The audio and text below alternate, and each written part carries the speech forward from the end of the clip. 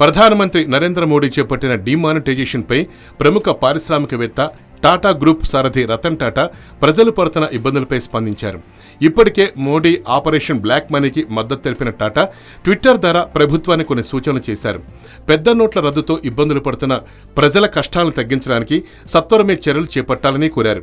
ముఖ్యంగా చిన్న పట్టణాల్లో అత్యవసర వైద్య సేవలు అందక బాధలు పడుతున్న పేదల కోసం ప్రభుత్వం ప్రత్యేక సహాయక చర్యలు తీసుకోవాలని సూచించారు.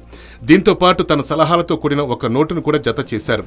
జాతీయ విపత్తులు సంభవించినప్పుడు చేపట్టే అత్యవసర సహాయక చర్యల్ని ఈ సమయంలో కూడా పేదలకు అందించాలన్నారు. నగదును అందుబాటులోకి తేవడానికి ప్రభుత్వం తీసుకున్న చర్యల్ని అభినందించిన ఆయన సామాన్య మానవుడి నిత్యావసరాల గురించి మర్చిపోకూడదని సలహా ఇచ్చారు. అలాగే డిమానిటైజేషన్ కార్యక్రమం అమలుకు మరిన్ని ఆలోచనలు చేయాలన్నారు.